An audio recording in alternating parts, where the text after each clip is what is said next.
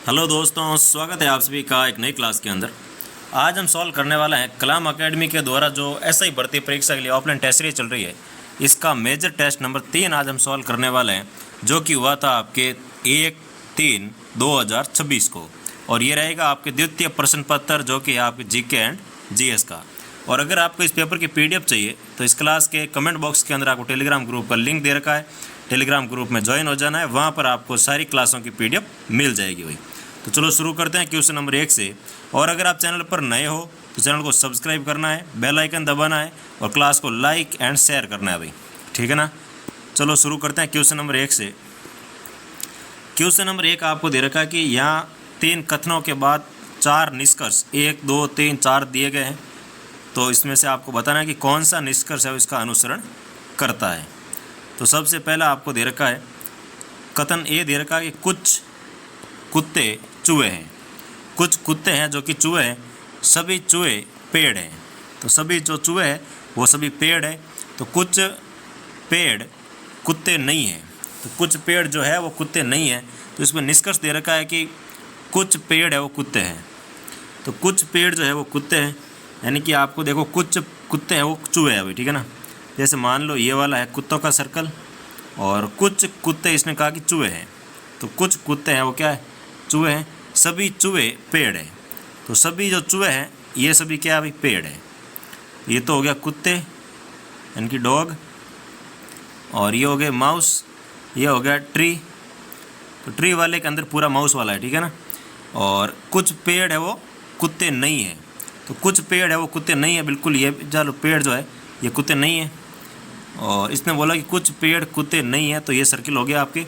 इसमें निष्कर्ष दे रखा है कि कुछ पेड़ कुत्ते हैं। तो कुछ जो पेड़ यहाँ वाले जो पेड़ है जो कि चूहे के अंदर आते हैं, वो वाले पेड़ तो कुत्ते भी हैं भाई। तो इसमें पहला तो आपका अनुसरण करता है। दूसरा दे रखा है सभी कुत्ते पेड़ है। तो सभी कुत्ते हैं वो पेड़ नहीं है, ये तो हमें साफ दिख रहा है, तो ये तो गलत है। सभी चूहे कुत्ते हैं। तो सभी चूहे कुत्ते भी नहीं है, क्योंकि सभी चूहे तो पेड़ है, तो ये भी आपके दूसरा भी गलत है। कोई पेड़ कुत्ता नहीं है। कोई पेड़ कुत्ता कैसे नहीं है भाई, ये वाला जो एरिया आ रहा है ये तो कुत्तों वाले सर्कल के अंदर आ रहा है, तो ये भी आपके गलत है। तो इसमें केवल और केवल पहला है वो अनुसरण करता है। तो इसमें आ जाएगा आपके ऑप्शन नंबर 4। नेक्स्ट क्वेश्चन देखो, 2 नंबर आपको दे रखा है। यहाँ एक कथन के बाद 2 तर्क 1 और 2 दिए गए हैं। आपको तय करना है कि उनमें से कौन सा तर्क प्रबल है। तो कथन आपको दिया हुआ है कि क्या OTT सामग्री पर सेंसरशिप होनी चाहिए, ये तो है कथन। अब इसमें आपको तर्क दे रखे हैं कि हाँ, अनेक OTT कार्यक्रमों में अभद्र भाषा, हिंसा और अश्लीलता का इस्तेमाल किया जाता है। दूसरा दे रखा है कि नहीं, यह अभिव्यक्ति की स्वतंत्रता का उल्लंघन करता है।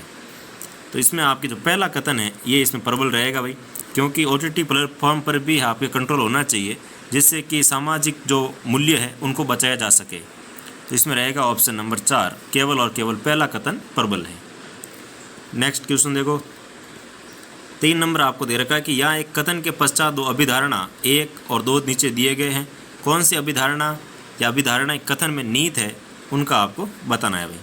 तो कथन आपको दे रखा है कि किसी राष्ट्र की आर्थिक संपन्नता उनके मानव संसाधनों की गुणवत्ता पर निर्भर करती है।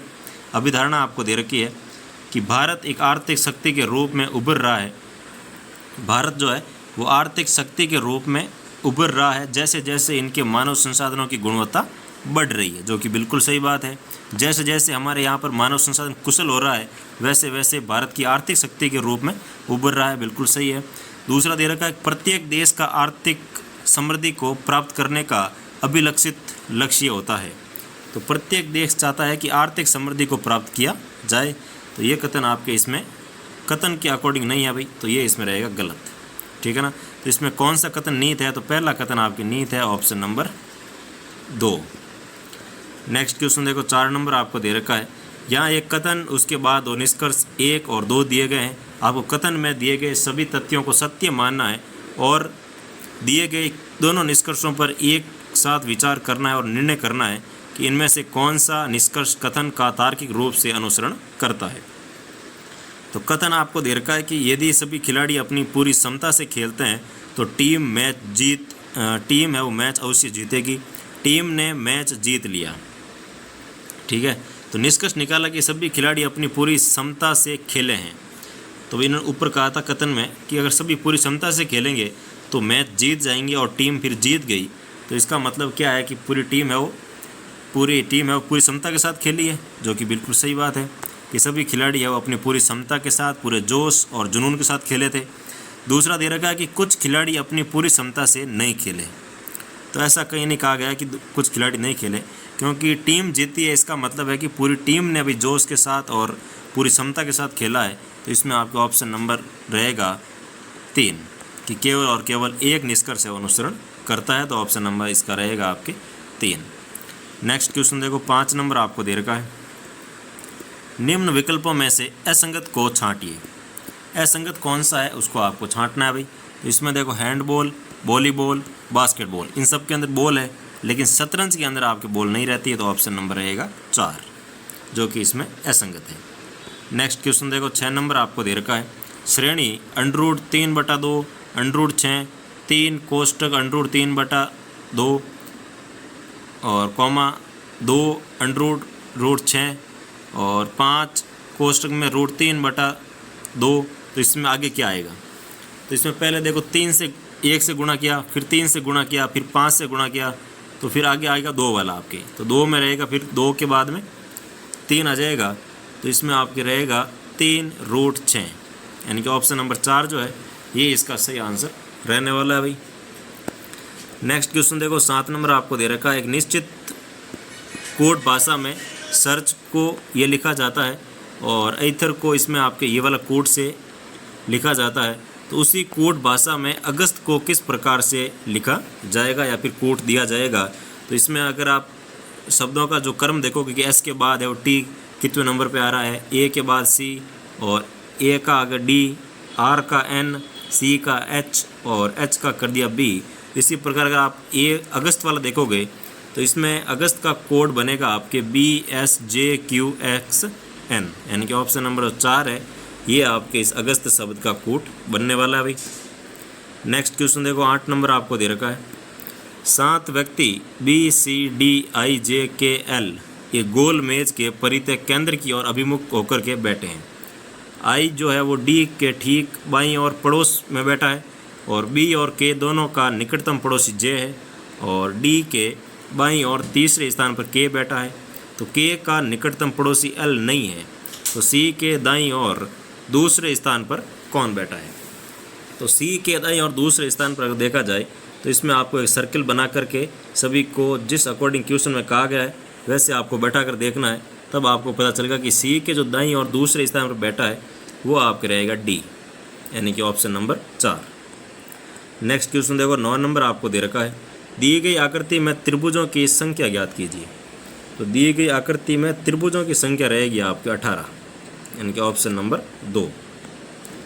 नेक्स्ट क्वेश्चन देखो, 10 नंबर आपको दे रखा है कि BNS के संबंध में सुमेलित कीजिए। तो BNS जो है इसके संबंध में कुछ धाराएं दे रखी और विषय दे रखे हैं, इसको आपको सुमेलित करते हुए बताना है भाई। तो सबसे पहले आपको दे रखा है बच्चा। तो बच्चे की जो परिभाषा है ये आपको मिलेगी धारा 2-3 के अंदर, यानी कि पहले में आ जाएगा आपके सी। दूसरा दे रखा दस्तावेज, तो दस्तावेज में आ जाएगी आपके धारा 2-8 के अंदर, यानी कि ए आ जाएगा दूसरे में। तीसरा दे रखा आपको लिंग संबंधी धारा, तो लिंग में आ जाएगा आपके 2-10, यानी कि बी नंबर। और फिर आपको दे रखा है इलेक्ट्रॉनिक अपराध, तो इलेक्ट्रॉनिक अपराध में आपके रहेगा 2-39, यानी कि दूसरी भाग की 39 नंबर धारा जो है वो आपके इसमें रहेगी।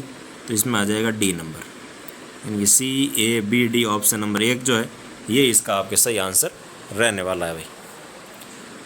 नेक्स्ट क्वेश्चन देखो, 11 नंबर आपको दे रखा है, मॉब लिंचिंग के संबंध में असत्य कथन की पहचान कीजिए। तो मॉब लिंचिंग के बारे में आपको कथन दे रखे हैं, इसमें से असत्य कथन कौन सा है उसकी आपको पहचान करनी है भाई। तो इसमें BNS की धारा 113(2) में प्रावधान किया गया है जो कि आपके गलत है भाई। पहला ही कथन इसमें गलत है क्योंकि इसका प्रावधान धारा 113(2) के अंदर नहीं किया गया है। मॉब लिंचिंग 5 या अधिक व्यक्तियों द्वारा कारित अपराध होता है। जाति, नस्ल, समुदाय, भाषा, व्यक्तिगत विश्वास के आधार पर हत्या करना सम्मिलित है। तो इसमें आपके दूसरा और तीसरा दोनों ही सही है और पहला कथन इसमें आपके रहेगा असत्य कथन। तो इसका आंसर आ जाएगा ऑप्शन नंबर 1। नेक्स्ट क्वेश्चन देखो 12 नंबर आपको दे रखा है, निम्नलिखित में से किस मुगल शासक के शासनकाल में अवध के स्वतंत्र राज्य की स्थापना हुई थी? तो अवध की स्वतंत्र स्थापना होती है आपके मोहम्मद शाह के काल में, यानी कि ऑप्शन नंबर 2। नेक्स्ट क्वेश्चन देखो भाई 13 नंबर आपको दे रखा है, निम्नलिखित में से उत्तर भारत में अलाउद्दीन खिलजी का अंतिम अभियान था? तो उत्तर भारत के अंदर अलाउद्दीन खिलजी का जो अंतिम अभियान था वो रहता है आपके इसमें जालोर अभियान। जालोर अभियान जो है ये आपके अलाउद्दीन खिलजी का लास्ट उत्तर भारत का अभियान रहता है भाई, तो इसमें आ जाएगा आपका ऑप्शन नंबर 2। नेक्स्ट क्वेश्चन देखो 14 नंबर आपको दे रखा है, निम्नलिखित में से किसने सार्वजनिक निर्माण विभाग की स्थापना की थी? तो सार्वजनिक निर्माण विभाग की स्थापना करने वाले हैं Alauddin Khilji, option number 4। Next question देखो 15 नंबर आपको दे रखा है, निम्नलिखित कथनों पर विचार कीजिए और इसमें सत्य कथन कौन सा है उसका आपको चयन करते हुए बताना है भाई। तो शंकर देव को असम का चैतन्य महाप्रभु कहा जाता है। तो शंकर देव है इनको असम का चैतन्य महाप्रभु कहा जाता है। और दूसरा कथन आपको दे रखा है कि शंकर देव ने कीर्तन व जोड़ी करताल की प्रथा शुरू की थी। तो दूसरा कथन इसमें आप गलत रहेगा भाई, क्योंकि शंकर देव ने ऐसी कोई प्रथा शुरू नहीं की थी, लेकिन शंकर देव को असम का चैतन्य महाप्रभु कहा जाता है। पहला कथन आपकी सत्य है, तो इसका आंसर रहेगा ऑप्शन नंबर 2। नेक्स्ट क्वेश्चन देखो 16 नंबर आपको दे रखा है, निम्नलिखित में से स्थायी बंदोबस्त के अधीन जमा किए गए भू राजस्व में जमींदारों का कितना हिस्सा था? तो इसमें जमींदारों का जो हिस्सा रहता था वो आ जाएगा 1/11, यानी कि अगर 11 बराबर भाग किए जाए तो उसमें से एक हिस्सा है वो आपके राजस्व का जो वो जमींदारों के पास जाता था भाई, तो इसमें आ जाएगा 1/11, ऑप्शन नंबर 2। नेक्स्ट क्वेश्चन देखो 17 नंबर आपको दे रखा है कि हुमायूं के मकबरे के संदर्भ में असत्य कथन है।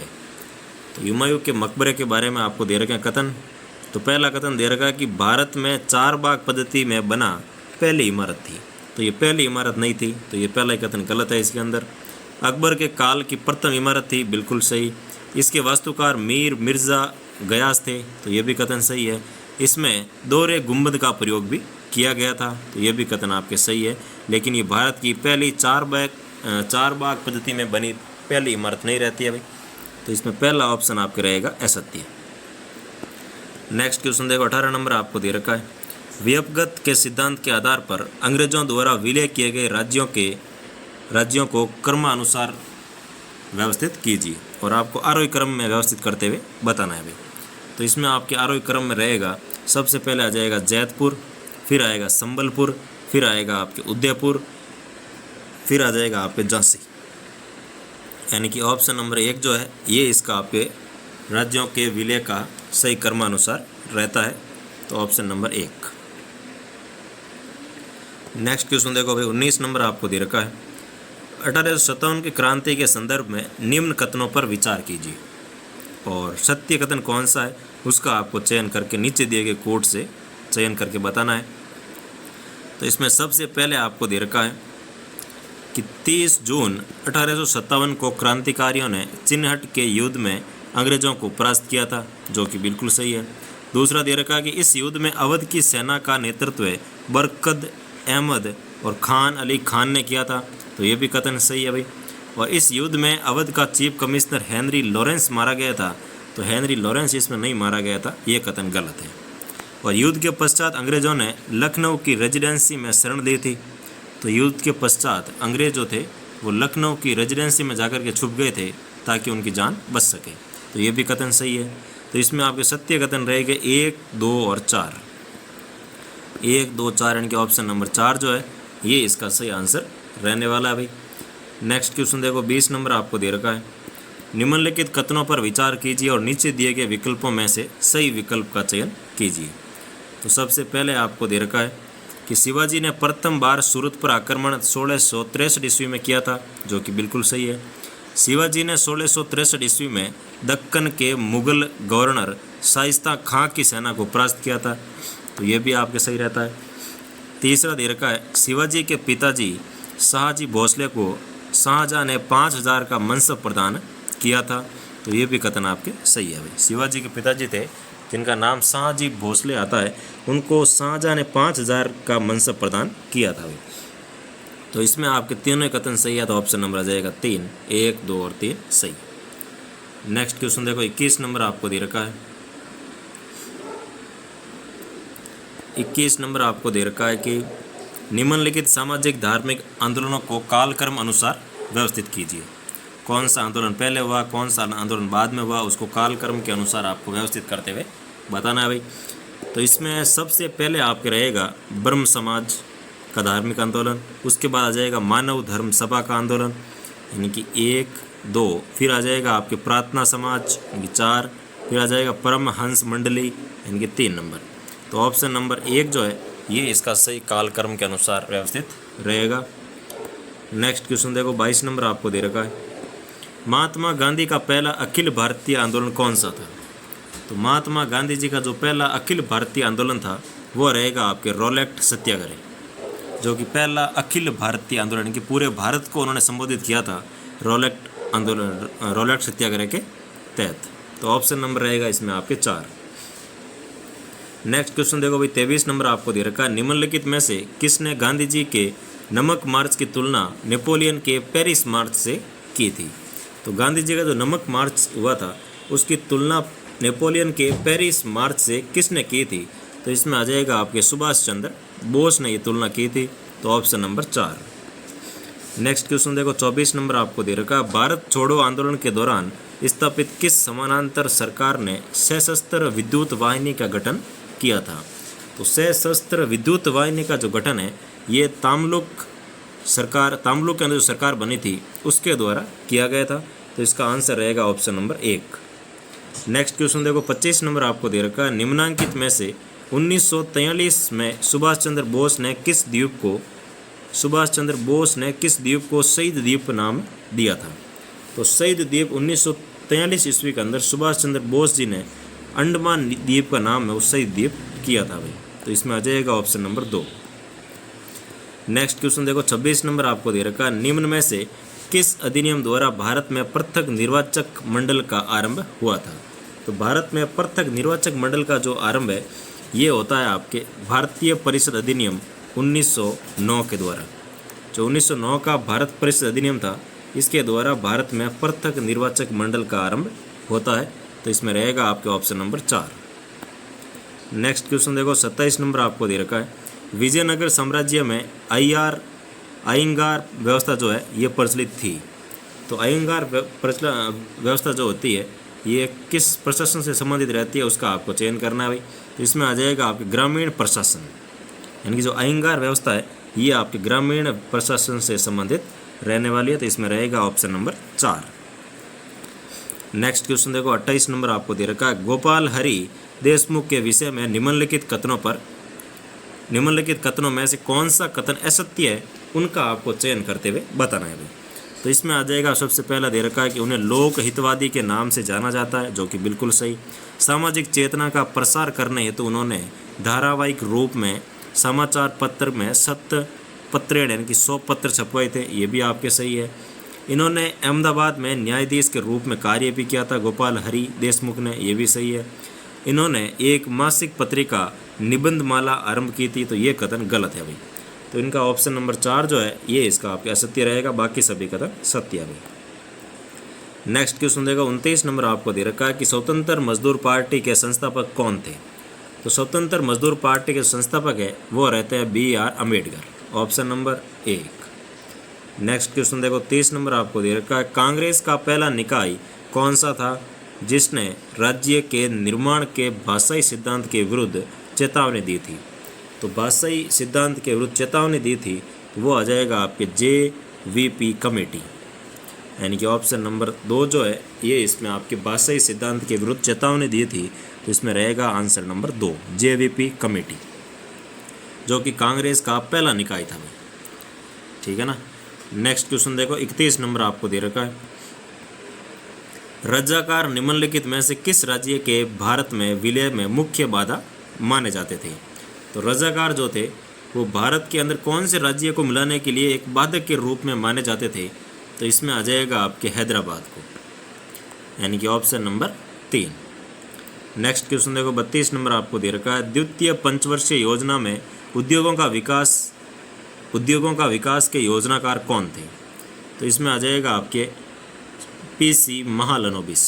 जो पंचवर्षीय योजना थी दूसरी, इसमें उद्योगों का विकास करना है, ये जो प्रावधान देने वाले थे वो रहते हैं आपके पीसी महालनोबिस, यानी कि ऑप्शन नंबर 4। नेक्स्ट क्वेश्चन देखो 33 नंबर आपको दे रखा है, राजस्थान के सहकारिता विभाग द्वारा क्रियान्वित विभिन्न योजनाओं के लिए एक एकीकृत मंच के रूप में कार्य करता है। तो एकीकृत मंच के रूप में कार्य करता है वो आ जाएगा आपके राज्य सहकार पोर्टल, यानी कि ऑप्शन नंबर 2 जो है ये पोर्टल आपके सहकारिता विभाग द्वारा क्रियान्वित विभिन्न योजनाओं के लिए एकीकृत मंच के रूप में कार्य करता है भाई। तो राज्य सहकार पोर्टल। नेक्स्ट क्वेश्चन देखो 34 नंबर आपको दे रखा है कि निम्न में से किस विटामिन की कमी से रक्त का थक्का नहीं जमता है? तो रक्त का थक्का नहीं जमता है तो इसमें आपके रहेगा विटामिन के की कमी से रक्त का थक्का नहीं जमता है भाई। यानी कि जब भी जैसे मान लो आपके लगती है कोई ब्लड वगैरह लग जाती है मान लो, तो जब खून आता है और थोड़ी देर तक उसको दबा के रखते हैं तो वो एक थक्का बन के रक्त रुक जाता है। लेकिन अगर विटामिन के की कमी है आपके अंदर तो रक्त वो बहता ही रहेगा, वो रुकेगा ही नहीं। तो कई बार देखते हैं कि थोड़ी सी भी लगती है तो वो खून रुकता ही नहीं है, आता ही रहता है। इसमें विटामिन के की कमी के कारण होता है कि उसका थक्का ही नहीं बन पा रहा है, तो वो खून अपने आप को ही रोक ही नहीं पा रहा है। तो इसमें आ जाएगा आपके विटामिन के की कमी से रक्त का थक्का नहीं जमता है, तो ऑप्शन नंबर 4। नेक्स्ट क्वेश्चन देखो 35 नंबर आपको दे रखा है कि निम्न में से कार्बोहाइड्रेट के लिए सर्वोत्तम आहार है। तो कार्बोहाइड्रेट का जो सर्वोत्तम आहार रहता है वो आ जाएगा आपके चावल, भूमिगत कंद और गेहूँ। ये सभी जो है ये कार्बोहाइड्रेट इसमें भरपूर मात्रा में पाया जाता है, तो ऑप्शन नंबर आ जाएगा आपके 2। नेक्स्ट क्वेश्चन देखो 36 नंबर आपको दे रखा है कि निम्न में से मूत्र के रासायनिक संगठन का सही रूप है।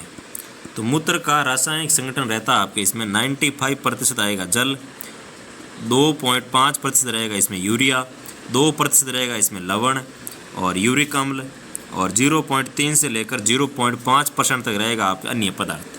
तो ये वाला जो आपके संगठन है ये आपके मूत्र का रासायनिक संगठन का रूप रहता है, तो ऑप्शन नंबर रहेगा 1। नेक्स्ट क्वेश्चन देखो 37 नंबर आपको दे रखा है भाई कि निम्न में से मध्य मस्तिष्क का भाग है। तो मध्य मस्तिष्क का भाग रहता है आपके क्रूरा सेरेब्री। जो क्रूरा सेरेब्री है ये आपके मध्य मस्तिष्क का भाग रहता है, ऑप्शन नंबर 1। नेक्स्ट क्वेश्चन देखो 38 नंबर आपको दे रखा है, निम्नलिखित में से कौन सा उपकरण विद्युत धारा के उष्मीय प्रभाव पर आधारित नहीं है? तो उष्मीय प्रभाव पर आधारित नहीं है तो वो रहेगा आपके विद्युत जो आपके क्रेन है ये आपके उष्मीय प्रभाव पर आधारित नहीं रहता भाई, तो ऑप्शन नंबर रहेगा 3। नेक्स्ट क्वेश्चन देखो 39 नंबर आपको दे रखा है, सूची 1 को सूची 2 से सुमेलित कीजिए। और सूची 1 में आपको कुछ रोगों के जनक दे रखे हैं और सूची 2 में जनक रोग दे रखे हैं, तो आपको बताना है कौन सा रोग किस से जनित रहता है भाई। तो सबसे पहले आपको दे रखा है कवक जनित रोग। तो कवक जनित रोग जो है वो आ जाएगा आपके एथलीट फुट, यानी कि इसमें आएगा 4 नंबर। प्रोटोजोआ जनित रोग, तो प्रोटोजोआ जनित रोग में रहेगा हाथी पाँव, यानी कि 3 नंबर। फिर दे रखा विषाणु जनित रोग, तो वो आ जाएगा आपके खसरा रोग जो है ये विषाणुओं से होता है भाई, तो इसमें आ जाएगा 2।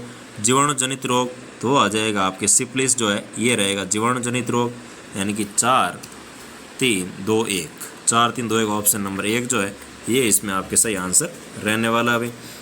नेक्स्ट क्वेश्चन देखो 40 नंबर आपको दे रखा है कि कुछ औद्योगिक नगरों में अम्ल वर्षा निम्नलिखित द्वारा वायुमंडल प्रदूषण का प्रभाव है। तो कुछ औद्योगिक नगरों में अम्ल वर्षा निम्नलिखित द्वारा वायुमंडलीय प्रदूषण का प्रभाव है, तो इसमें आपको बताना है कौन सा प्रभाव इसमें औद्योगिक नगरों के कारण रहता है। तो इसमें आ जाएगा आपके कि जीवाश्मी ईंधन के जलने से अधिक NO2 और SO2 के निष्कासित होने से अम्लीय वर्षा होती है, तो ऑप्शन नंबर 1 जो है ये आपके मेन कारण रहता है। औद्योगिक नगरों से जो NO2 और SO2 निकलती है उस गैस के कारण अम्लीय वर्षा होती है भाई, तो इसमें आ जाएगा आपका ऑप्शन नंबर 1। नेक्स्ट क्वेश्चन देखो भाई 41 नंबर आपको दे रखा है। 41 नंबर में दे रखा है कि निम्न में से कौन सी ग्रीन हाउस गैस का सापेक्षिक योगदान पूर्ण विश्वव्यापी उष्णता के संदर्भ में असंगत है। तो विश्वव्यापी उष्णता के संदर्भ में कौन सी ग्रीन हाउस गैस का जो सापेक्षिक योगदान है वो गलत दे रखा है, उसका आपको चयन करना है। तो इसमें आपको कार्बन डाइऑक्साइड दे रखा है कि 60%, जो कि बिल्कुल सही बात है। मीथेन दे रखा है 16%, जो कि आपके सही नहीं है। CFC 14% सही है। N2O 6%, ये भी सही है। लेकिन मीथेन का जो योगदान दे रखा है आपके विश्वव्यापी, ये इसमें आपके गलत है भाई, इसका 16% नहीं रहता है। तो इसका रहेगा answer option number 2। Next question देखो, 42 नंबर आपको दे रखा है कि निम्न में से कौन सी पक्षी की जाति घना राष्ट्रीय उद्यान भरतपुर में आती है और संकटापन की श्रेणी में रेड डाटा बुक में सम्मिलित भी है। तो इसमें आ जाएगा आपके साइबेरियन क्रेन जो है, ये राष्ट्रीय घना पक्षी जो राष्ट्रीय अभियान है यहाँ पर उदयपुर के भरतपुर के अंदर, उसके अंदर ये आते भी हैं और ये रेड डाटा बुक के अंदर सम्मिलित भी रहते हैं भाई। तो ऑप्शन नंबर रहेगा आपके 1 साइबेरियन क्रेन। नेक्स्ट क्वेश्चन देखो, 43 नंबर आपको दे रखा है, एक परीक्षा में 50% छात्र हिंदी और 42% छात्र अंग्रेजी में असफल हो जाते हैं। यदि 17% छात्र दोनों विषयों में असफल होते हैं तो कितने प्रतिशत छात्र दोनों विषयों में सफल हुए हैं। तो इसमें आपको कुछ नहीं करना, एक बनाना हिंदी का डायग्राम, एक बनाना आपको अंग्रेजी का डायग्राम। ठीक है, ये वाले हो गए हिंदी वाले, ये हो गए अंग्रेजी वाले। अब कॉमन वाले कौन से हैं, तो 17% छात्र है वो दोनों विषयों में असफल होते हैं। तो 17 को ले लो आप, दोनों विषयों में असफल। फिर बोला है कि 52% हिंदी में असफल हुए हैं, तो 52 में 17 तो ये हो गए, तो 52 में 17 निकाल लो, पीछे कितने बचते हैं भाई, यानी कि आपके 52 में से 17 गए तो पीछे बच गए 35, और 42 में से 17 तो ये हो गए पहले से, और 42 में से पीछे बच गए आपके 25। तो इसने पूछा है कि तो कितने प्रतिशत छात्र दोनों विषयों में सफल हुए हैं। ये तो आंकड़ा है आपके असफल होने का। ठीक है, तो इस आंकड़े को आप काउंट कर लो भाई, कितने हो रहे हैं उसके काउंट करके बता दो आप। यानी कि इन तीनों को अगर आप काउंट करते हो तो असफल विद्यार्थी आते हैं आपके 77%। तो अब पूछा है कि दोनों विषयों में कितने सफल होते हैं, तो 77 असफल होते हैं, तो पीछे कितने बच गए भाई, 23%।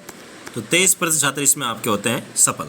ठीक है ना। तो ऐसे क्वेश्चनों को हमेशा ऐसे डायग्राम बना के ही करना चाहिए ताकि आपकी गलती होने की संभावना बिल्कुल 0% हो जाए। तो ये आ जाएगा ऑप्शन नंबर 3। नेक्स्ट क्वेश्चन देखो, 44 नंबर आपको दे रखा है, एक छात्र एक संख्या को 5/3 के बदले 3/5 से गुणा करता है तो उसकी गणना में कितने प्रतिशत की त्रुटि होगी। तो इसमें कुछ नहीं करना, 100 मान लो एक संख्या को, उसको पहले इससे गुणा कर दो, फिर इससे गुणा करो, और दोनों में कितनी त्रुटि आ रही है वो आप इसमें प्रतिशत ज्ञात कर सकते हो। तो वो आएगा आपके 64% का अंतर, यानी कि ऑप्शन नंबर 4। नेक्स्ट क्वेश्चन देखो भाई, 45 नंबर आपको दे रखा, दूध व पानी का अनुपात 7:5 है। यदि 15 लीटर पानी और मिलाया जाए तो अनुपात 7:8 हो जाता है। तो मिश्रण में पानी की कुल मात्रा ज्ञात कीजिए। यानी कि पहले जो अनुपात था वो आपके 7:5 था, फिर इसने 15 लीटर पानी और मिला दिया तो अनुपात हो गया आपके 7:8। ठीक है, तो नए मिश्रण में पानी की कुल मात्रा कितनी थी। तो भाई जो दूध की मात्रा वो तो समान थी, इसमें भी 7 है, इसमें भी 7 है, तो 15 लीटर बढ़ाने पर पानी कितना बढ़ा, 8 बढ़ा, यानी कि 3 बढ़ा। तो 15 जो है ना ये आपके 3 के बराबर रहेगा। और टोटल आपको पूछा है कि तो नए मिश्रण में पानी की कुल मात्रा ज्ञात करो, तो कुल यानी कि 8 से गुणा कर दो आप। तो इसका अगर आप करोगे तो इसमें आंसर आएगा आपके सीधे सीधे कि इसमें रहेगा आपके 40%। ठीक है ना, क्योंकि इसको 5 बार कट गया, 5 कट गया, और 5 × 8 कितने हो गए, 8 × 5 40। तो 40 लीटर आपके इसमें पानी रहने वाला है। और अगर आपको पूछता कि पूरे मिश्रण है वो कितना लीटर है, तो 7 और 8 दोनों का योग करते और उसको गुणा कर देते। ठीक है ना, बहुत ही सिंपल क्वेश्चन है, बस जैसा क्वेश्चन बोल रहा है वैसे वैसे आप स्टेप बाय स्टेप करते जाएंगे तो आपके आंसर है वो बिल्कुल आ जाएंगे भाई। तो इसमें आपके रहेगा option number 2, 40 litre. Next question देखो, 46 नंबर आपको दे रखा है कि यदि एक बैग में 1 रुपये 50 पैसे और 25 पैसे के सिक्के 3:8:20 के अनुपात में हो तो कुल राशि 372 रुपये हो, तो कुल सिक्कों की संख्या ज्ञात करो।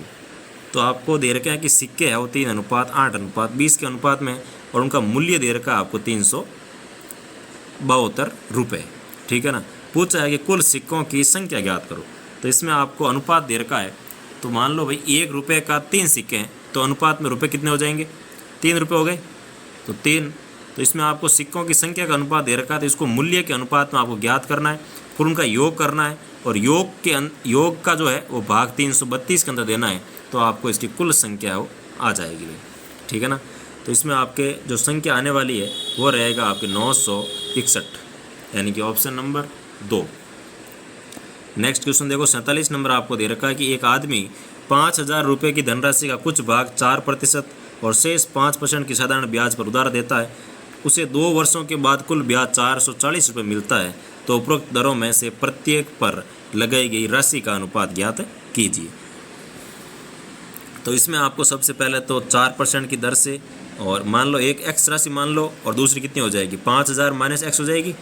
तो इसमें आप दोनों को करोगे तो दोनों का योग करना है, दोनों का ब्याज का योग कर देना और बराबर कर देना 440 का। तो एक्स का मान मिल जाएगा और एक्स का मान मिलते दूसरी राशि आप एक्स माइनस या 5,000 माइनस एक्स करोगे तो दूसरी राशि आपके मिल जाएगी भाई। तो दोनों का अनुपात भी ज्ञात हो जाएगा। तो इस प्रकार जो अनुपात रहने वाला है वो इसमें आपके रहेगा 3:2, यानी कि ऑप्शन नंबर इसमें आ जाएगा आपके 2। नेक्स्ट क्वेश्चन देखो 47 नंबर आपको दे रखा, किसी धनराशि पर 4% वार्षिक दर से 2 वर्षों का साधारण ब्याज तथा चक्रवर्ती ब्याज का अंतर 8 रुपये है, तो धनराशि है। कोई धनराशि है जिसका 4% दर से 2 वर्षों का साधारण ब्याज चक्रवर्ती ब्याज का जो अंतर है वो रहेगा आपके 8 रुपये। तो राशि आपको x मान लेनी है, दोनों फॉर्मूलों के अंदर रखना है, उसका अंतर करना है, अंतर का करना है बराबर 8।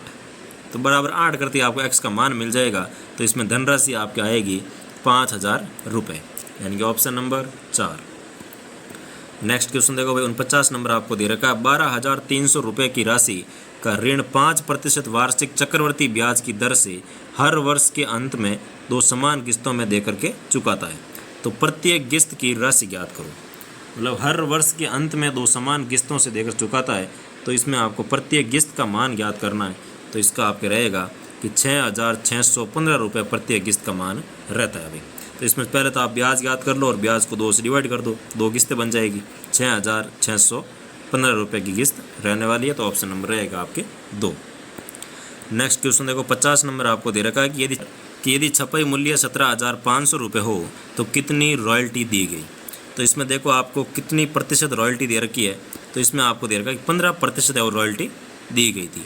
तो 17,500 का 15% अगर आप ज्ञात करते हो तो इसमें आपको रॉयल्टी है वो मिलती है 7,500 रुपये, यानी कि 17,500 का 15% ज्ञात करोगे तो वो आ जाएगा आपके 7,500 रुपये, यानी कि ऑप्शन नंबर 2।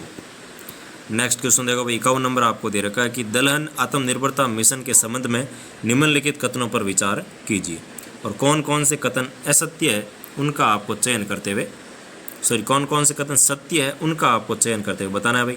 तो सबसे पहले आपको दे रखा है कि इस मिशन का उद्देश्य आगामी 4 वर्षों तक MSP पर तुअर, उड़द और मसूर की खरीद को सुनिश्चित करना है, जो कि बिल्कुल सही है। इस मिशन के अंतर्गत 2030-31 तक उत्पादन को 350 लाख टन तक बढ़ाने का लक्ष्य रखा गया है, जो कि बिल्कुल सही है। इस मिशन हेतु 11,440 करोड़ रुपए का बजट निर्धारित किया गया है, तो ये भी कथन आपके सही है भाई। तो इसमें आपके तीनों कथन सत्य है, तो ऑप्शन नंबर रहेगा 3। नेक्स्ट क्वेश्चन देखो 52 नंबर आपको दे रखा है कि विकसित राजस्थान @ 2047 विजन डॉक्यूमेंट के संबंध में निम्नलिखित कथनों पर विचार कीजिए। तो विजन डॉक्यूमेंट 2047 जो है इसमें आपको बताना है कि विजन डॉक्यूमेंट के संबंध में कौन कौन से कथन है वो सत्य नहीं है भाई। इसमें पूछा है कि सत्य नहीं कथन कौन से है उनका आपको चयन करना है और नीचे दिए गए कूट में से चयन करके बताना है भाई। तो सबसे पहले दे रखा है कि वर्ष 2047 तक नवीकरणीय ऊर्जा उत्पादन को बढ़ाकर 390 गीगावाट किए जाने का लक्ष्य रखा गया था, जो कि आपके गलत है। वर्ष 2047 तक मातृ मृत्यु दर को 27 तक लाने का लक्ष्य रखा गया था, यह भी आपके गलत है। और वर्ष 2047 तक महिलाओं की कार्यबल में भागीदारी 60% से अधिक करने का लक्ष्य रखा गया था, तो ये कथन आपके बिल्कुल सही है भाई। यानी कि 47 तक जो है वो महिला कार्य की जो भागीदारी है, महिला जो भागीदारी रहती है कार्य के अंदर, इसमें 60% से अधिक करने का लक्ष्य रखा गया था, ये कथन सत्य है। बाकी ए और बी दोनों आपके असत्य है। तो पूछा है कि सत्य नहीं है यानी कि असत्य कथन, तो ऑप्शन नंबर आएगा 1, ए और बी दोनों। नेक्स्ट क्वेश्चन देखो भाई 53 नंबर आपको दे रखा है कि निम्नलिखित युग्मों पर विचार कीजिए। एक तरफ दे रखे हैं आयोजन या कार्यक्रम, सामने दे रखे हैं उनके आयोजन स्थल, और इसमें से आपको बताना कितने युग्म है वो सही सुमेलित है उनका आपको चयन करते हुए बताना है भाई। तो 22वां भारत आसियान शिखर सम्मेलन जो है ये आपके नई दिल्ली में नहीं हुआ था, ये हुआ था मलेशिया के अंदर, तो ये कथन आपके पहला हो गया गलत। मलेशिया के जो कोलालमपुर है वहाँ पर इसका आयोजन हुआ था, तो पहला कथन आपके असत्य है। IUCN वर्ल्ड कंजर्वेशन कांग्रेस 2025, तो इसको अबू धाबी के अंदर आयोजन किया गया था, जो कि बिल्कुल सही है। संयुक्त अरब अमीरात के अबू धाबी के अंदर इसका आयोजन होता है भाई। राष्ट्रीय सहकारी सम्मेलन 2025, ये आपके पंचकुला हरियाणा के अंदर हुआ था, ये सही है। एशियाई बीज कांग्रेस 2025, तो ये आपके मुंबई के अंदर इसका आयोजन होता है, ये भी आपके सत्य है। तो इसमें कितने सुमेलित है, तो 3 सुमेलित है और 1 कथन है वो असुमेलित रहने वाला है भाई। तो इसका आंसर रहेगा आपके ऑप्शन नंबर 3, केवल 3 युग्म सही सुमेलित रहते हैं। नेक्स्ट क्वेश्चन देखो, युद्धाभ्यास सूर्य किरण 2025 के संबंध में निम्नलिखित कथनों पर विचार कीजिए। तो युद्धाभ्यास सूर्य दे रखा है, उस पर आपको कुछ कथन दे रखा है, तो सही कथन कौन से हैं नीचे दिए गए कूट में से चयन करते हुए आपको बताना है भाई। तो इसमें जो आपके सही आंसर रहेगा, इसमें सबसे पहला दे रखा है कि इस अभ्यास का आयोजन 26 से 27 नवंबर तक बेलगामी कर्नाटका में किया गया था, जो कि आपके गलत है भाई। पहला ही कथन गलत है इसका। ये इसका 1900 संस्करण था, बिल्कुल सत्य है। ये नेपाल और भारत के संयुक्त युद्धाभ्यास रहता है, तो ये भी कथन सत्य है। इस युद्धाभ्यास का प्रतिनिधित्व असम रेजिमेंट ने किया था, तो ये कथन भी आपके सत्य है भाई। तो इसमें आंसर रहेगा BCD, यानी कि ऑप्शन नंबर 2 जो है ये आपके कथन सत्य रहते हैं भाई। नेक्स्ट क्वेश्चन देखो, 55 नंबर आपको दे रखा है कि जनगणना 2027 के संबंध में निम्नलिखित कथनों पर विचार कीजिए, और नीचे दिए गए कथनों में से आपको बताना है कौन से कथन इसमें सत्य रहते हैं, ठीक है ना। तो सबसे पहला आपको दे रखा कि ये स्वतंत्र भारत की 8वीं जनगणना होगी, जबकि ये 8वीं नहीं है, ये 7 जनगणना होगी। ये गलत है क्योंकि 8 जनगणना रहती है भाई। तो ये आपके स्वतंत्र भारत की 8 जनगणना होगी, न कि 7वीं। तो पहला कथन गलत हो गया। दूसरा आपको दे रखा कि इसका प्रथम चरण अप्रैल से सितंबर 2026 तक संपन्न होगा, और इसमें आवास गणना और हाउस लिस्टिंग की जाएगी, जो कि बिल्कुल सही बात है। तीसरा दे रखा कि इस जनगणना का द्वितीय चरण फरवरी 2027 में संपन्न होगा, तो ये भी कथन आपके सत्य है। इस जनगणना के तृतीय चरण में जाति आधारित जनगणना की जाएगी, जो कि आपके गलत है भाई, क्योंकि जाति आधारित जनगणना जो है वो आपके दूसरे चरण में की जाएगी, न कि तीसरे चरण में। तो ये कथन भी आपके गलत है। तो इसमें A और D गलत है और B और C इसमें सही है। तो आपको सही कथन का बताना है, तो इसमें आंसर रहेगा आपके ऑप्शन नंबर 4, B और C जो है ये आपके इसमें सत्य कथन रहते हैं भाई। तो इसका आंसर आ जाएगा ऑप्शन नंबर 4। नेक्स्ट क्वेश्चन देखो, 56 नंबर आपको दे रखा है, शांति विधेयक 2025 के संबंध में निम्नलिखित कथनों पर विचार कीजिए, और नीचे कुछ कथन दे रखे हैं, इस पर आपको विचार करना और कौन सा सत्य कथन है उसका आपको चयन करके बताना है भाई। तो सबसे पहला दे रखा है कि इस विधेयक का पूरा नाम the sustainable harnessing and advancement of nuclear energy for transforming India bill 2025 है, जो कि बिल्कुल सही बात है। ये इसका पूरा नाम आपको ध्यान रखना है भाई। दूसरा दे रखा कि इस विधेयक के अंतर्गत वर्ष 2047 तक 100 गीगावाट परमाणु ऊर्जा उत्पादन क्षमता हासिल किए जाने का लक्ष्य रखा गया था, जो कि आपके बिल्कुल सही है। इसके अंतर्गत परमाणु ऊर्जा नियामक बोर्ड को वैधानिक दर्जा प्रदान कर राष्ट्रपति के प्रति जवाबदेही बनाया गया था, तो ये कथन आपके गलत है भाई। तो इसमें A और B दोनों सही है। तो इसमें आंसर रहेगा आपके ऑप्शन नंबर 1, ठीक है ना। नेक्स्ट क्वेश्चन देखो भाई, 57 नंबर आपको दे रखा है, और अगर आपको ये पेपर सॉल्यूशन अच्छे लग रहे हैं तो प्लीज़ चैनल को सब्सक्राइब कर दीजिए भाई, ठीक है ना। एक सब्सक्राइब कर दीजिए, छोटा सा सब्सक्राइब छोटा सा करके, और लाइक कर दीजिए, और हो सके तो शेयर भी कर दीजिए। तो 57 नंबर क्वेश्चन आपको दे रखा, केंद्रीय कानून एवं न्याय मंत्रालय ने हाल ही में किसी राजस्थान हाईकोर्ट की जयपुर पीठ के उप सॉलिसिटर जनरल के पद पर नियुक्ति प्रदान की है।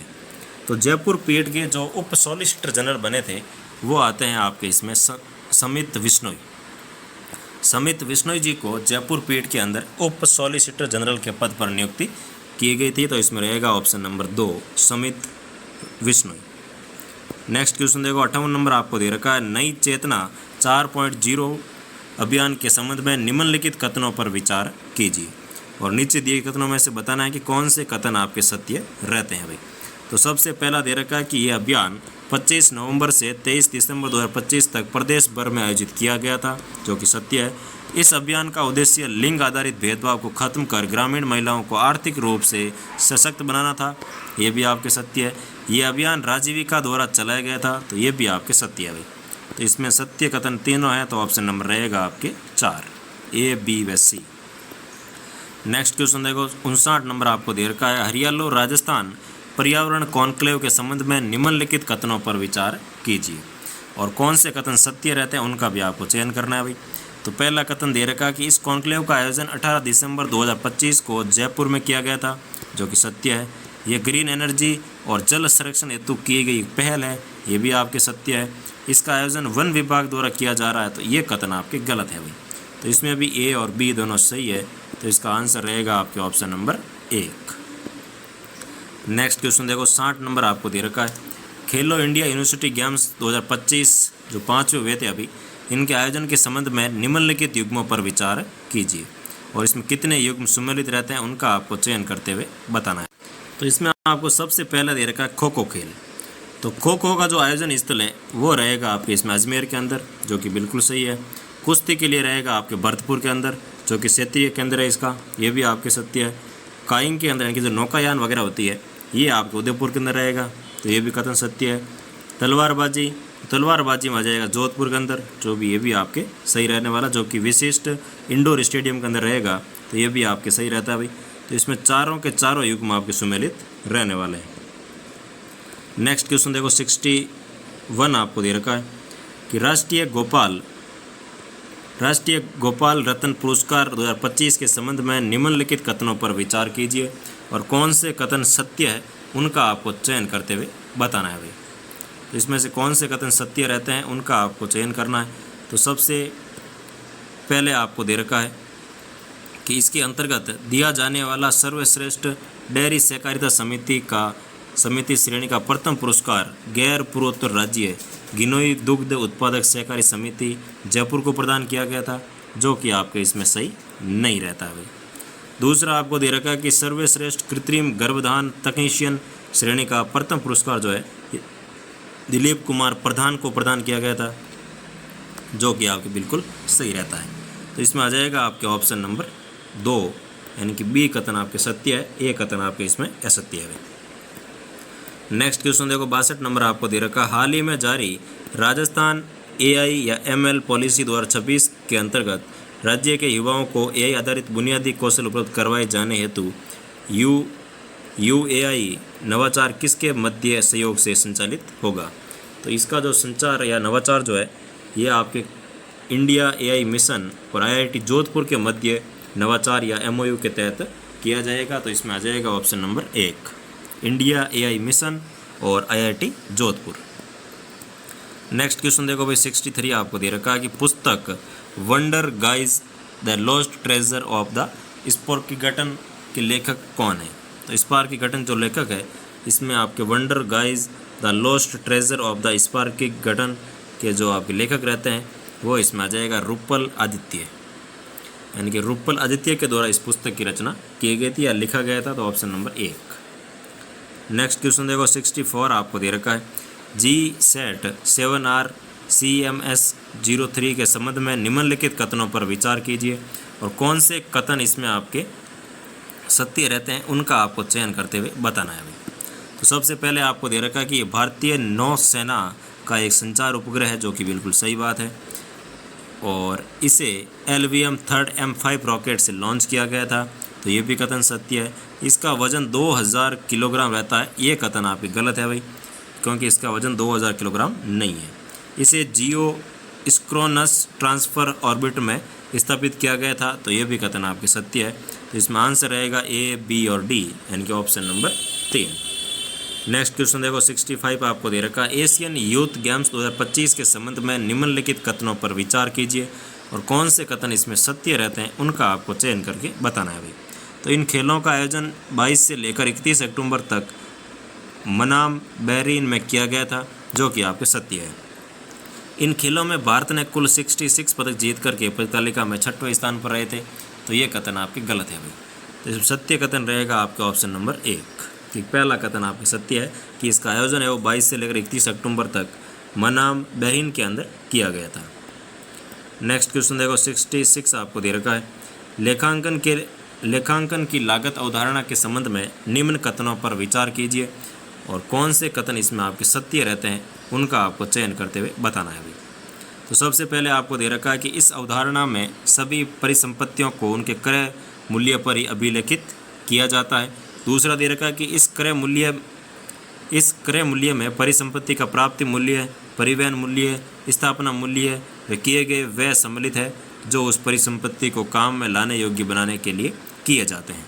तो इसमें दोनों ही कथन सत्य है भाई, तो इसका आंसर रहेगा ऑप्शन नंबर 3। नेक्स्ट क्वेश्चन देखो 67 आपको दे रखा है। सूची 1 को सूची 2 से सुमेलित कीजिए। सूची 1 में दे रखे हैं आपको संवेदी सूचकांक, सूची 2 में आपको दे रखे हैं देश। तो कौन से देश कौन से सूचकांक के अंदर रहता है उसका आपको चयन करके बताना है भाई। तो सबसे पहला दे रखा है डॉ जोन्स। तो डॉ जोन्स के अंदर आ जाएगा आपके अमेरिका, यानी कि पहले में रहेगा 3। फिर दे रखा निक्की, तो निक्की में आ जाएगा आपके इसमें जापान, यानी कि 2। सीमेक्स में आ जाएगा इसमें आपके सीमेक्स में रहेगा सिंगापुर, यानी कि 1। और बोवेक्सवा, तो बोवेक्सवा के अंदर आ जाएगा आपके ब्राज़ील, यानी कि 4 नंबर। 3, 2, 1, 4 ऑप्शन नंबर 2 जो है ये इसका सही आंसर रहने वाला है भाई। नेक्स्ट क्वेश्चन देखो 68 आपको दे रखा है। नीचे 2 वक्तव्य दिए गए हैं, एक को कथन ए, दूसरे को कारण आर कहा गया है। तो नीचे दिए गए कूट से सही उत्तर का चयन करते हुए बताना है आपको कि कौन सा कथन सही है या कारण सही है या दोनों एक दूसरे की व्याख्या करते हैं, उसका आपको चयन करते हुए बताना है भाई, ठीक है ना। तो सबसे पहले आप कथन दे रखा है कि 2025-26 की आर्थिक समीक्षा के अनुसार पिछड़े 5 वर्षों के दौरान स्तर मूल्य पर कृषि व संबंध क्षेत्र की औसत वृद्धि दर 4.4% रही थी, जो कि आपके बिल्कुल सही है। कारण आपको दे रखा है कि राष्ट्रीय कृषि विकास योजना के तहत भारत सरकार का ये लक्ष्य है कि कृषि क्षेत्र की वार्षिक वृद्धि दर को स्थायी रूप से 4% से अधिक रखा जाए। ये भी कथन ये भी सही है, लेकिन ये कथन की व्याख्या नहीं करता भाई। तो इसमें कथन दोनों ही सही है, कथन और कारण दोनों सही है, लेकिन व्याख्या बिल्कुल भी नहीं करता है। तो ऑप्शन नंबर रहेगा आपके 2। ए और आर दोनों सही है, लेकिन आर है वो ए की स्पष्टीकरण नहीं करता है। तो ऑप्शन नंबर रहेगा आपके 2। नेक्स्ट क्वेश्चन देखो 69 आपको दे रखा है। तो 69 में आपको दे रखा है कि नमो ड्रोन दीदी योजना के संबंध में सत्य कथन का चयन कीजिए। तो सत्य कथन कौन सा है उसका आपको चयन करके बताना है भाई। तो इसमें सबसे पहले आपको दे रखा है कि ये योजना, तो सत्य कथन का चयन करना है। तो ये योजना, इस योजना का प्रारंभ 30 दिसंबर 2024 को हुआ था, जो कि आपके गलत है। दूसरा दे रखा है कि इसका लक्ष्य 5000 चयनित महिला SSG किसानों को कृषि कार्यों के लिए किराए पर सेवाएं प्रदान करना है, जो कि आपके गलत है, यानी कि दूसरा भी इसमें आपके रहेगा गलत। फिर आपको दे रखा है कि ड्रोन खरीद के लिए SSG इनकी स्वयं सहायता जो समूह है को ड्रोन की लागत व उससे जुड़े आनुषंगिक व्यय का 80% यानी कि अधिकतम 8 लाख रुपए तक की केंद्रीय वित्तीय सहायता के रूप में प्रदान की जाएगी, जो कि आपके सत्य है भाई। तो इसमें तीसरा जो कथन है ये आपके सत्य रहेगा, बाकी सभी कथन इसमें असत्य रहने वाले हैं भाई, ठीक है ना। नेक्स्ट क्वेश्चन देखो 70 नंबर आपको दे रखा है कि कृषि विस्तार पर सब मिशन यानी कि शैम, सब मिशन जो है आपको दे रखा है शैम के तहत संचालित डिप्लोमा कार्यक्रम की अवधि कितनी है। तो डिप्लोमा कार्यक्रम की अवधि रहती है आपके 48 सप्ताह, यानी कि ऑप्शन नंबर 4। नेक्स्ट क्वेश्चन देखो भाई 71 आपको दे रखा है। भारत के संदर्भ में निम्नलिखित में से असुमेलित युग्म को छांटिए। पशुपालन या कृषि उत्पाद दे रखा है और सामने विश्व में स्थान दे रखा है, तो इसमें असुमेलित कौन सा है उसका आपको चयन करना है अभी। तो दूध उत्पादन के अंदर भारत का प्रथम स्थान है, बिल्कुल सही। अंडा उत्पादन में भारत का तीसरा स्थान दे रखा है, जो कि आपके गलत है। मांस उत्पादन में चौथा स्थान, सूखी प्याज के अंदर प्रथम स्थान, तो ये आपके तीनों सही है, लेकिन दूसरा कथन आपके इसमें असत्य रहेगा भाई, जो कि इसमें असुमेलित हो जाएगा। नेक्स्ट क्वेश्चन देखो 72 आपको दे रखा, गरीबी हटाओ नारे के तहत गरीबी उन्मूलन के उद्देश्य के साथ डीपी धर मॉडल पर कौन सी पंचवर्षीय योजना आधारित थी। तो इस मॉडल पर जो पंचवर्षीय योजना थी वो आ जाएगी आपके 5वीं पंचवर्षीय योजना, यानी कि ऑप्शन नंबर 1। नेक्स्ट क्वेश्चन देखो भाई 73 आपको दे रखा है। हाईकोर्ट राजस्थान पर्यटन इकाई नीति के संदर्भ में निम्न कथनों पर विचार कीजिए। कुछ कथन दे रखे हैं, इस पर आपको विचार करना है और कौन से कथन सत्य रहते हैं उनका आपको चयन करते हुए नीचे दिए गए कूट से चयन करना है भाई। तो सबसे पहले आपको दे रखा कि यह नीति 4 दिसंबर 2024 को लागू की गई थी, जो कि सत्य है। इस योजना का उद्देश्य अगले 5 वर्षों में पर्यटन अर्थव्यवस्था को 5 गुना करना था, तो ये भी कथन आपके सत्य है। इसके तहत नई पर्यटन इकाइयों के लिए स्टाम्प ड्यूटी, रूपांतरण शुल्क, डेवलपमेंट चार्ज आदि में अधिकतम 75% छूट दी जाएगी, तो ये कथन आपके गलत है। और 4 नंबर दे रखा कि इसके तहत राजस्थान पर्यटन और यात्रा प्रबंधन संस्थान जयपुर में स्थापित किया जा रहा है, तो ये भी कथन आपकी गलत है। तो सत्य कथन इसमें आपके रहेगा 1 और 2, यानी कि ऑप्शन नंबर 1। नेक्स्ट क्वेश्चन देखो भाई, 74 आपको दे रखा है कि लद्दाख स्थित सिंधु दर्शन तीर्थ स्थल की यात्रा पर जाने वाले निवासियों को यात्रा पर होने वाले कुल व्यय पर कितनी सहायता दी जाती है। तो इसमें कितनी सहायता दी जाती है, तो इसमें आ जाएगा आपके कुल व्यय का 50% या अधिकतम 15,000 रुपये, यानी कि कुल व्यय का आपको या तो मिलेंगे 50% या मिलेंगे आपको 15,000 रुपये, जो भी आपके कम होगी वो मिलेगी भाई, ठीक है। 50% अगर कम है तो आपको वो मिल जाएंगे, या फिर आपने मान लो ज़्यादा पैसे खर्च कर दिए और तो आपके 50% ज़्यादा बन रहे हैं, तो आपको 15,000 रुपये दे करके संतुष्ट कर दिया जाएगा। तो इसमें रहेगा ऑप्शन नंबर 2। नेक्स्ट क्वेश्चन देखो, 75 आपको दे रखा है कि पीएम सूर्य घर मुफ्त बिजली योजना के संबंध में असत्य कथन को छांटिए। तो असत्य कथन कौन सा है, उसका आपको चयन करते बताना है भाई।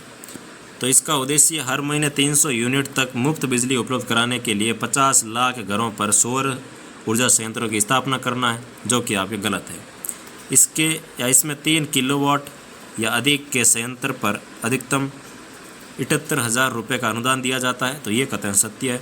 इसके तहत राज्य सरकार ने 5 लाख सोलर रूफटॉप संयंत्र लगाने का लक्ष्य रखा गया था, जो कि बिल्कुल सही है। ये योजना 13 फरवरी 2024 को प्रारंभ की गई थी, तो ये भी कथन आपके सत्य है भाई। तो इसमें पहला कथन असत्य है, बाकी सभी कथन सत्य रहते हैं। नेक्स्ट क्वेश्चन देखो, 76 आपको दे रखा है कि अर्थव्यवस्था में मंदी होने पर राजकोषीय एवं मौद्रिक उपायों के संबंध में निम्न में से कौन सा सही है। तो राजकोषीय और मौद्रिक उपायों के संबंध में अगर मंदी हो जाए तो इसमें आपके कौन सा इसमें सही विकल्प रहता है, तो इसमें आ जाएगा आपके कि कर दरों में कमी करना। क्या करना भाई, जो इसके कर दर है उनमें आपको कमी करनी पड़ेगी, तो ऑप्शन नंबर रहेगा आपके 2। नेक्स्ट क्वेश्चन देखो, 77 आपको दे रखा, हाल ही में फरवरी 2026 भारत सरकार के सांख्यिकी एवं कार्यान्वयन मंत्रालय ने उपभोक्ता मूल्य सूचकांक में आधार वर्ष 2012 के स्थान पर नया आधार वर्ष क्या माना है। तो जो नया आधार वर्ष माना है वो रहेगा आपके 2024, यानी कि ऑप्शन नंबर 3।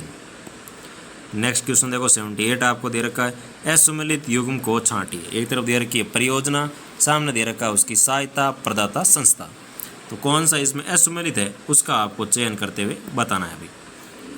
तो सबसे पहला दे रखा कि राजस्थान जल क्षेत्र आजीविका सुधार परियोजना, जो कि जायका के द्वारा वित्त पोषित है, यानी कि जापान की एक बैंक है जायका, उसके द्वारा ये वित्त पोषित रहती है, जो कि सुमेलित है। बांध पुनर्वास और सुधार परियोजना, ये आपके विश्व बैंक और AIIB बैंक के द्वारा वित्त पोषित रहती है, तो ये भी आपकी सत्य है भाई। रेगिस्तानी क्षेत्र में जल क्षेत्र के पुनर्गठन परियोजना, तो एशियन डेवलपमेंट बैंक, तो ये आपके इसमें असुमेलित रहने वाला है भाई। अटल भूजल योजना, इसमें आपके विश्व बैंक के द्वारा वित्त पोषित है, तो ये भी आपकी सही है। तो इसमें तीसरा जो कथन था वो इसमें असत्य या असुमेलित रहने वाला है। नेक्स्ट क्वेश्चन देखो, 79 आपको दे रखा है, रिप्स 2024 के तहत, तो रिप्स 2024 के तहत मानक प्रोत्साहन पैकेज हेतु निर्धारित 7 श्रेणियों में निम्न में से कौन से क्षेत्र शामिल हैं। तो 7 श्रेणियों के अंदर कौन कौन से क्षेत्र इसमें आपके शामिल रहते हैं उसका चयन करना है, और नीचे दिए गए कूट में से सही कूट का चयन करते हुए बताना है अभी, ठीक है ना। तो इसमें आपको दे रखा है, सबसे पहला दे रखा है विनिर्माण, तो विनिर्माण इसके अंदर आपके शामिल नहीं रहने वाला। फिर दे रखा उत्खनन, तो उत्खनन इसमें आपके शामिल आ जाएगा। फिर दे रखा औद्योगिक अवसंरचना, तो ये भी इसमें शामिल नहीं रहने वाली। और फिर दे रखा आपको खनन, तो खनन इसमें शामिल है। MSME इसमें शामिल है। सेवाएं क्षेत्र इसमें शामिल है भाई। तो उत्खनन, खनन, MSME और सेवाएं, यानी कि ऑप्शन नंबर रहेगा आपके इसमें 4, 2, 4, 5, 6, ये सभी जो क्षेत्र है ये इसमें शामिल रहते हैं, बाकी इसमें शामिल नहीं है भाई। नेक्स्ट क्वेश्चन देखो, 80 नंबर आपको दे रखा है, एम्स एंड नीति 2024 के तहत सरकारी परियोजनाओं में एम सैंड के उपयोग को 2028-29 तक अनिवार्यतः कितना प्रतिशत करने का लक्ष्य रखा गया है? तो इसमें आपके लक्ष्य रखा गया है 50% तक एम सैंड का प्रयोग करना है 28-29 तक। ठीक है ना, तो ऑप्शन नंबर रहेगा 2, 50%। नेक्स्ट क्वेश्चन देखो 81 आपको दे रखा है, over the counter exchange of India यानी कि OTCEI की मुख्य विशेषता कौन सी नहीं है? तो मुख्य विशेषता कौन सी नहीं है? तो इसमें आपके राष्ट्रव्यापी सूचीयन ये रहती है, खरीद सौदे ये भी इसकी विशेषता रहती है, केवल वृहत आकार की कंपनियों को सूचीयन करना ये इसकी विशेषता नहीं रहने वाली भाई, और शीघ्र सुस्पर्धी और भुगतान करना तो ये भी आपकी इसकी विशेषता है, लेकिन केवल वृहत उद्योगों को या वृहत आकार की कंपनियों को सूचीयन करना ये इसका उद्देश्य नहीं रहता है। तो इसका रहेगा ऑप्शन नंबर 3। नेक्स्ट क्वेश्चन देखो 82 आपको दे रखा है कि निम्नलिखित में से किस संविधान संशोधन द्वारा अनुच्छेद 81 में परिवर्तन किए गए थे? तो इसमें आपके कौन कौन से संविधान संशोधन होते हैं जिसके तहत अनुच्छेद 81 में परिवर्तन किए गए थे? तो इसमें आ जाएगा आपके, एक तो रहेगा इसमें संविधान संशोधन 7वां संविधान संशोधन जो कि 1956 के अंदर होता है, एक रहेगा संविधान संशोधन जो कि 35वां जो संविधान संशोधन हुआ था 1974 के अंदर, ये भी इसमें रहता है, और एक रहेगा आपके 36वां संविधान संशोधन जो कि 1975 के अंदर होता है। तो ये तीनों यानी कि B, C, D जो है ये इसमें आपके शामिल रहते हैं, जिसके तहत 81 आर्टिकल के अंदर परिवर्तन किए गए थे भाई। तो इसमें रहेगा ऑप्शन नंबर 2। नेक्स्ट क्वेश्चन देखो 83 आपको दे रखा है, संविधान के अनुच्छेद 118(3) के अनुसार निम्न में से किसमें परामर्श करने के पश्चात राष्ट्रपति दोनों सदनों की संयुक्त बैठकों से संबंधित और उनमें परस्पर संचार से संबंधित प्रक्रिया के नियम बना सकेगा? तो कौन कौन से सदनों की संयुक्त बैठकों के संबंधित रहेगा? तो इसमें आपके आ जाएगा, तो इसमें जो आपके आंसर रहेगा वो आ जाएगा इसमें आपके, एक तो राज्यसभा का सभापति और लोकसभा का अध्यक्ष, यानी कि B और C जो है ये इसमें आपके सही हो जाएगा। तो ऑप्शन नंबर रहेगा 4, B एंड C।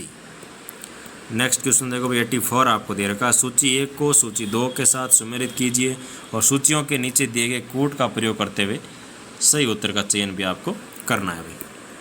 ठीक है ना, एक तरफ दे रखे हैं अनुच्छेद, एक तरफ दे रखे हैं आपको उपबंध, और नीचे दिए गए जो कूट है उसमें से आपको बताना है कि कौन सा इसमें आपके सही रहने वाला है। ठीक है ना, तो सबसे पहले आपको दे रखा है कि 43(1), तो अनुच्छेद नंबर 43(1) के अंदर प्रावधान रहता है आपके श्रमिकों की औद्योगिक प्रबंधन में भागीदारी, यानी कि इसमें आ जाएगा 2 नंबर। अनुच्छेद 48 में दे रखा है आपके कृषि एवं पशुपालन का संगठन, यानी कि इसका आ जाएगा 3 नंबर। और 41 के अंदर इसमें आ जाएगा आपके काम का अधिकार, यानी कि प्रत्येक व्यक्ति को काम का अधिकार है। सरकार का उत्तरदायित्व रहेगा कि आपको प्रत्येक कुशल नागरिक को या अकुशल नागरिक है तो भी उसको आपको काम है वो देना होगा, तो इसमें आ जाएगा 4 नंबर। और 44 में आ जाएगा आपके समान नागरिक संहिता, यानी कि इसमें रहेगा आपके 1 नंबर। तो 2, 3, 4, 1 यानी कि ऑप्शन नंबर 3 जो है ये इसमें आपके बिल्कुल सही रहने वाला भाई। तो नेक्स्ट क्वेश्चन देखो 85 आपको दे रखा कि भारत के संविधान के अनुच्छेद 51 क में, यानी कि 51 का क भाग है उसमें भी क भाग में शब्दों का सही अनुक्रम क्या रहता है?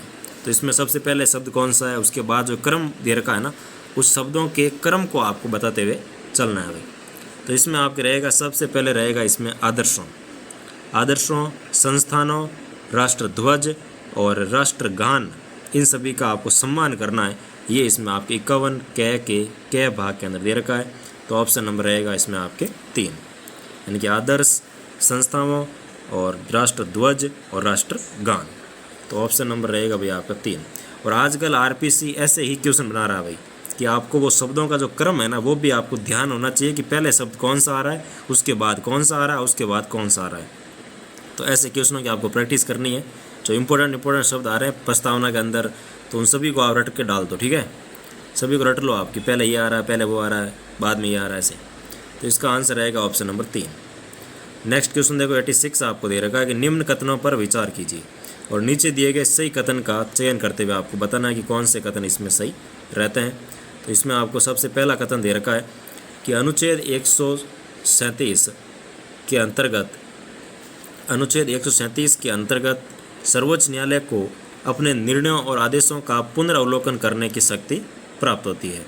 यानी कि सुप्रीम कोर्ट जो है इनको अपने निर्णयों का या आदेश जो दे रखे हैं उनको पुनर्वलोकन करने की शक्ति प्राप्त होती है, जो कि आर्टिकल 137 में है।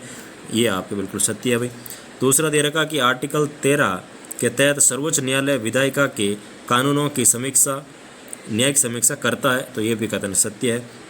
और एसपी गुप्ता बनाम यूनियन ऑफ इंडिया वाद 1982 में जनहित याचिका को आधिकारिक मान्यता दी गई थी, तो ये भी कथन आपके सत्य है भाई। तो इसमें तीनों कथन सत्य है, तो ऑप्शन नंबर 4 जो है ये इसका सही आंसर हो जाएगा, 1, 2 और 3। नेक्स्ट क्वेश्चन देखो 87 आपको दे रखा है कि भारतीय संविधान के अनुच्छेद 72 के अनुसार राष्ट्रपति को किसी अपराध के लिए सिद्ध दोष ठहराए गए किसी व्यक्ति के दंडादेश के डैश डैश की शक्ति है। तो किसी भी व्यक्ति को अगर किसी अपराध के लिए सिद्ध दोष ठहराया गया और उसको दंड दिया गया है, तो राष्ट्रपति है वो कौन सी शक्ति के तहत इसमें आपके वो शक्ति होती है, जो कि आर्टिकल 72 के अंदर रहता है। तो इसमें आ जाएगा आपके उसमें कि इसके राष्ट्रपति के पास उनकी जो दंड है उसको निलंबन करने की शक्ति होती है, दंड का परिहार्य करने की शक्ति होती है और उसका लघुकरण करने की शक्ति भी होती है। बाकी क्षमा करने का जो प्रावधान है ये इसमें आपके नहीं रहेगा भाई, 72 के अंदर नहीं रहता है। तो इसमें आ जाएगा आपके बी, सी और डी, यानी कि ऑप्शन नंबर 2 जो है ये इसमें आपके सही कथन हो जाएगा। नेक्स्ट क्वेश्चन देखो 88 आपको दे रखा है, सूचियों का मिलान कीजिए। एक तरफ दे रखा है राज्य दल, सामने दे रखा है राज्य, और इसमें आपको सुमेलित करते हुए बताना है कि कौन सा राज्य दल कौन से राज्य का रहने वाला है। तो भारत आदिवासी जो पार्टी है ये आ जाएगी अपने राजस्थान के अंदर, यानी कि पहले हम 3। रिवोल्यूशनरी सोशलिस्ट पार्टी ये आ जाएगी आपकी केरल के अंदर, यानी कि 1 नंबर। महाराष्ट्रवादी गोमांतक, तो महाराष्ट्रवादी गोमांतक ये आपके महाराष्ट्र की नहीं है भाई, ध्यान रखना। नाम इसका है कि महाराष्ट्रवादी गोमांतक, लेकिन ये गोवा की पार्टी रहती है, इसमें आ जाएगा 4 नंबर। नेशनलिस्ट कांग्रेस पार्टी ये आ जाएगी आपकी महाराष्ट्र के अंदर, यानी कि 2 नंबर।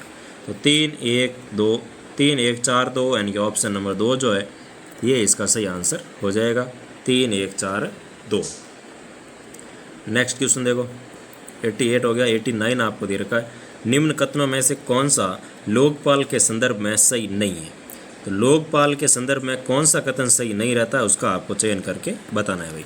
तो लोकपाल एक भ्रष्टाचार रोधी प्राधिकरण होता है, जो कि आपकी बिल्कुल सही बात है।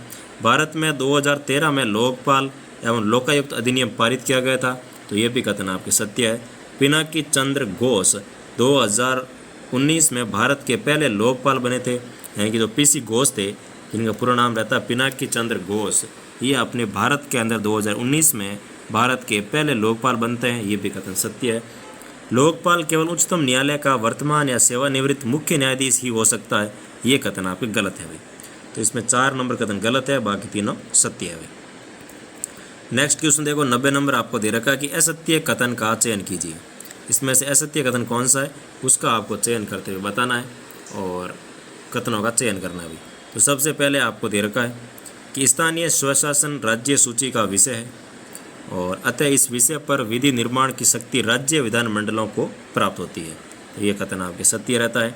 दूसरा दे रखा कि पंचायती राज की त्रिस्तरीय संरचना होगी, लेकिन जिस राज्य की जनसंख्या 20 लाख से कम हो वहाँ मध्यवर्ती स्तर की पंचायत के गठन की बाध्यता नहीं है, तो ये भी आपके सत्य है। नागालैंड, सिक्किम और मिजोरम में पंचायती राज के प्रावधान लागू नहीं होंगे, तो ये कथन आपके गलत है भाई। तीसरा कथन गलत हो जाएगा।